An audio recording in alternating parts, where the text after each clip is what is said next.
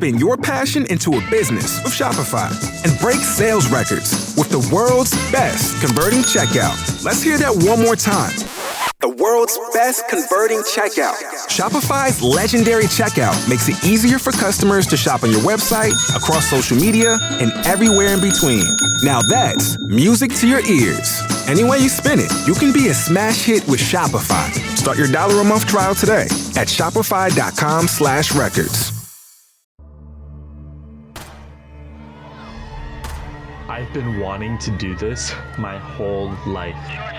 That's what Chris Harper Mercer essentially said. Well, right before he shot and killed 10 people, along with himself, on the beautiful rolling hills, the Umpqua campus in Roseburg, Oregon. I'm America's digital pro, Kim Komando, and this is Komando on Demand. It's a podcast that provides in-depth insight on the ever-changing technology landscape and the impact it has on our lives. You're going to hear from tech industry experts, movers, and shakers. And in this podcast, Chris Harper Mercer, he was an avid gamer. He's just one of a growing number of mass shooters who are also into violent video games. So there's always the question, is there a connection somewhere? Well, as it turns out, yes, there is a connection. Playing violent video games is a regular routine in the life of a mass shooter, or it seems like. Research clearly indicates that many killers were and are addicted to violent video games. And in this podcast, we're going to take a closer look at the statistics.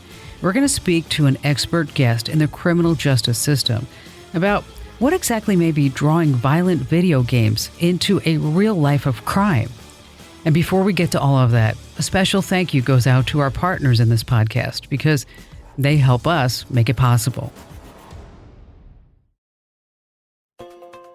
While violent crime, quote unquote, is decreasing, mass shootings are getting deadlier and it seems like more frequent. The FBI reports that active shooter incidents have more than doubled from the year 2000 to 2015. Think about that. When you were in school, you had fire drills, right? Well, kids nowadays, they have violent shooter drills. That's right. The kids are taught what to do if somebody comes into their school, a place that was supposed to be safe, with a gun intending to kill. 4 of the deadliest shootings in the United States history have been within the last 5 years. The gunmen, and I do say men because all but 3 of the shooters were in fact men, had unstable backgrounds or they had a criminal record of some sort. And the other thing that they had in common, well, it was gaming. In fact, Chris Harper Mercer was pretty well known in the gaming community. As he planned his mass murder, he was encouraged by his online pals to actually go through with it. After this horrible deed was done, he ended the game by, well, ending his own life. Gamers referred to the kill as a score, even going so far as to express disappointment that he hadn't actually taken out any more victims. Wow. So back to the original question. Is there an actual correlation? Is there a link between violent video games and a murder? The answer is yes. Here are just some of the killings that are officially linked with gaming. And again, this does not include homicides and suicides. Remember the Sandy Hook elementary school shooter, Adam Lanza? He loved to play violent video games in his bedroom. And Evan Ramsey, after killing a student and wounding others, he told investigators, get this, he told the investigators he had no idea that when he shot someone, a person, they wouldn't get back up.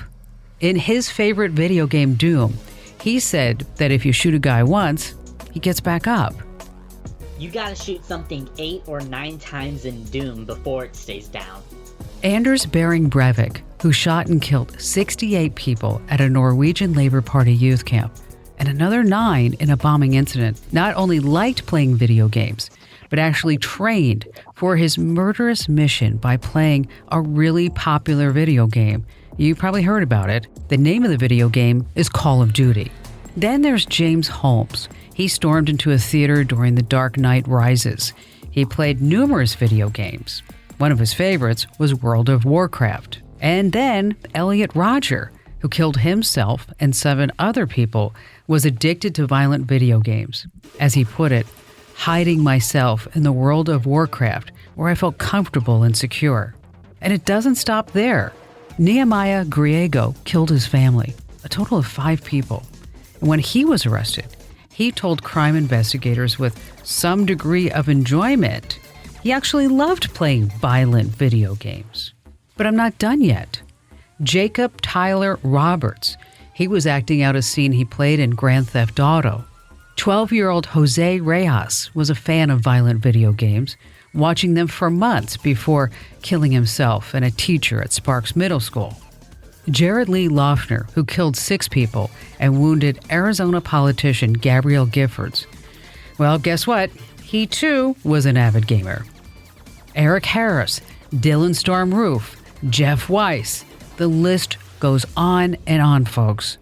A study done at Ohio State University concluded with this finding, and let me read it to you. People who have a steady diet of playing these violent video games may come to see the world as a hostile and violent place.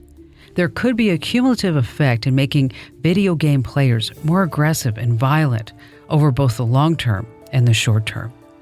You see, thousands of studies like these have been done, and they all come to very similar conclusions. Now, before you sit there and say, oh, she doesn't know what she's talking about, I play video games, I love video games, the list goes on and on. I'm not bagging on video games, but there is something about them that seems to attract would-be or soon-to-be killers. That seemed to be the case in the horrific Warcraft text murders.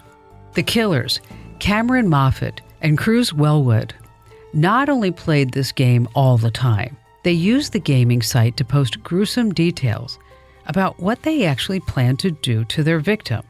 And their victim was a schoolmate, a girl by the name of Kimberly. After Cameron and Cruz killed Kimberly, they used the site to brag about what they've done. The details weren't out there in the open. The details were in this code that they had.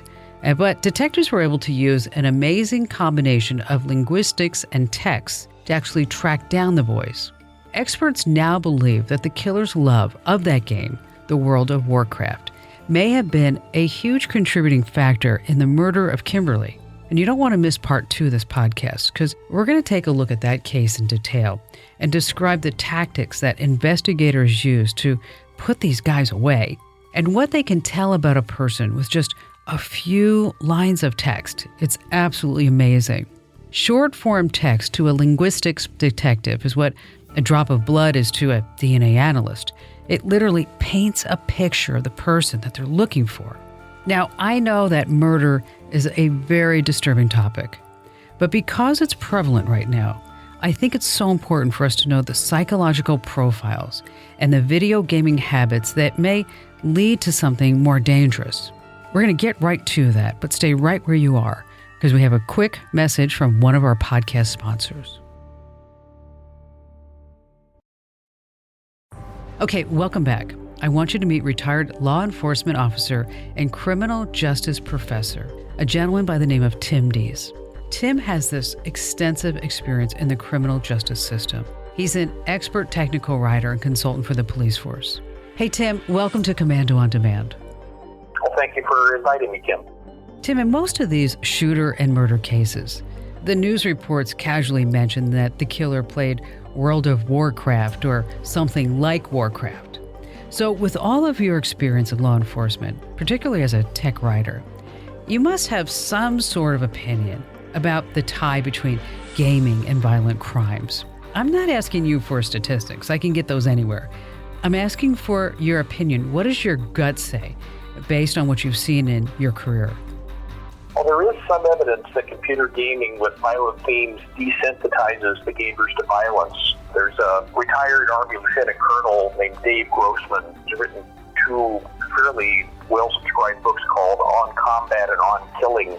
And he talks about the psychological effects of being in combat and the effects on people that have to kill other people as part of their job. One observation he made was that up until the Vietnam War, troops in combat frequently talked about firing their rifles over the heads of the enemy on the battlefield because they were so strongly sensitized not to kill the enemies, even though the other guy is shooting at them, who might have also been shooting over their heads as well. Troops in the Vietnam War didn't report doing that, and one big change in training between the Korean and Vietnam Wars with U.S. forces was the change from bullseye targets on the rifle range to using silhouette targets, showing the outline of a man.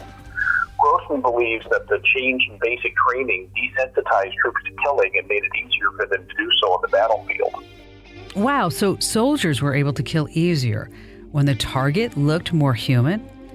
You know, you have to wonder, how does that affect gamers who play for hours upon hours at a time?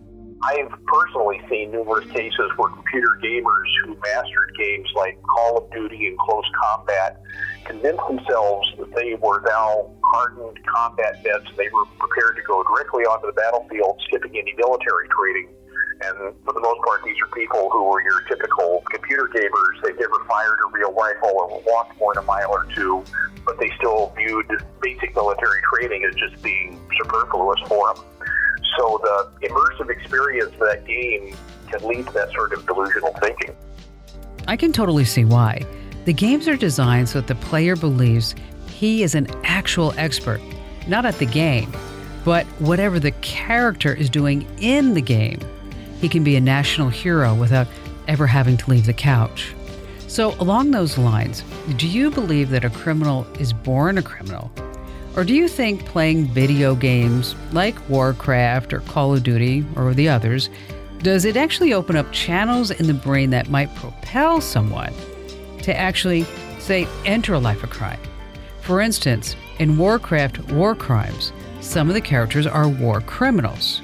So do you think that a mild-mannered person could assume a war criminal persona and then maybe develop a morbid obsession, if you will, for harm and murder?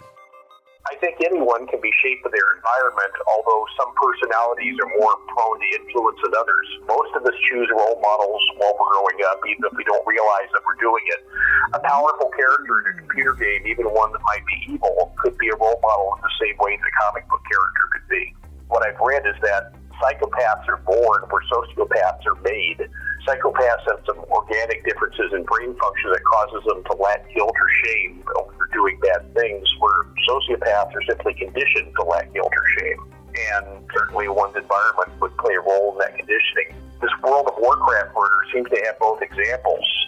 Bruce Wellwood was the son of a violent murderer and may have inherited the psychopathic traits from his father, where Cameron Moffat was apparently sexually molested when he was very young and he was poorly socialized during his upbringing.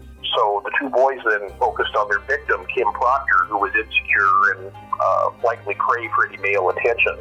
So the three of them were close to a perfect storm for a violent exploitative crime. It was totally the perfect storm. What I'm really curious about is, how much do technological advances have to do with the frequency of violent crimes? Do you have any knowledge about that? Well, violent crime in the United States, it's actually been in a downward trend since it peaked in 1991. Coincidentally, that was about the time that computer games were taking hold in a big way. We're presently at about the same level of violent crime that we were in 1968 in terms of crime rates.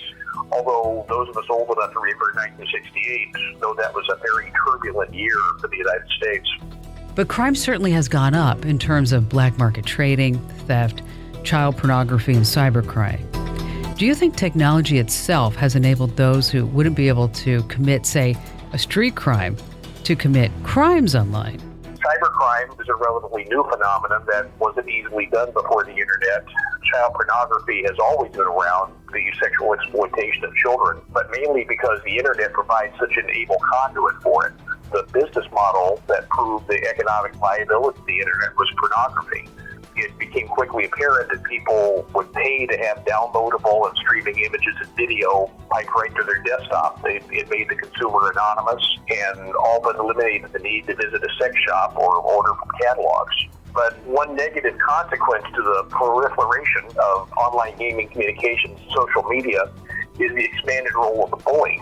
Before the internet, being a bully meant that you had to be physically or socially powerful. But now you only have to appear to be powerful, and reasonably skilled. The nerdiest, most socially awkward or puny person can be a successful bully if they can acquire sufficient computer skills and an online following. And the capacity to become powerful, even if it's only in a virtual world, is a huge enticement for someone who has not been popular in a real-world environment. It's given the poorest and the weakest a voice that can reach anywhere in the world, and it enables the skilled criminal to commit huge acts of fraud and theft. Yeah, I get it. With technology, well, anybody can be a tough guy. Anyone can be a bad guy. In the old days, not everyone was actually physically able to, say, rob a bank. Technology has essentially leveled the playing field, and unfortunately, some kids have absolutely no idea how to detect a real physical threat. I mean, one day they're, say, chatting with a new friend online, and 2 weeks later they're recruited into, something awful like sex trafficking.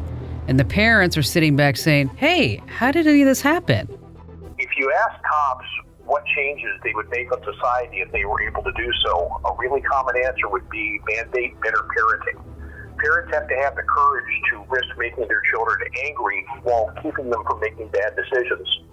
A friend of mine signs his emails with the closing line of, life is full of choices, but choices have consequences. Parents can and should supervise their children's computer activity just as they should know where their children are when they're away from home and who they're hanging out with. If they regard that as an invasion of privacy, the kids will have to learn to live with it until they can provide their own computer internet access. So, Tim, what are you doing now? Well, most of the work I do these days is as a technical writer for police1.com, and if you put my name in Google or on Police One, you'll see a page dedicated to the articles I've written for them. There's several hundred of them, and I occasionally do some consulting for tech companies, particularly those that market to law enforcement. Anyone who wants to reach me, my email address is basically my name, tim@timdees.com. Thanks, Tim. Lots of great info there. I so appreciate your time and being on the podcast with us. Well, thank you, Kim, and you have a great day. So it appears to be a huge connection between violent video games and mass murder. But the connection isn't only forged by the game. It has to do with many factors. So make sure you stay aware of what's going on with the folks in your life. You want to be alert to clues, and they're usually everywhere, especially in technology. And these clues are really going to surprise you. That's why you want to listen to part 2, because all the clues are in that podcast. When people commit heinous crimes, like Cameron Moffat and Cruz Wellwood, it's so good to see them come to justice. But wouldn't you rather see people like that stopped before they have a chance to do what was done to Kimberly? Such a young, beautiful woman with so much potential. My hope is that in this podcast and part 2, your eyes will be open just a bit more to the clues around you, and to the technique experts are using to stop killers before they have a chance to strike. And remember, on the flip side, there's also a connection between gaming technology and real-life skills. Pilots, astronauts, EMTs, drone pilots, military personnel, government, the National Guard, medical students, they all use this very same technology to become better at what they do. And that's why I love technology. A big thank you goes out to our expert guest, Tim Dees, for being an essential part of this podcast. And be sure you also listen to part 2. It's a little bit difficult to listen to, but you're going to learn a lot. Part 2 is about learning how to spot this behavior before it even happens. And if you like this podcast, you know what to do. Do me a huge favor. Head over to iTunes, Google Play, wherever you get your podcasts. Give us a great 5-star rating. And if you're so inclined, just say a couple of words great about the podcast, because that helps our podcast rise in the ratings, and then that's how more people find our podcast. Thanks for joining us.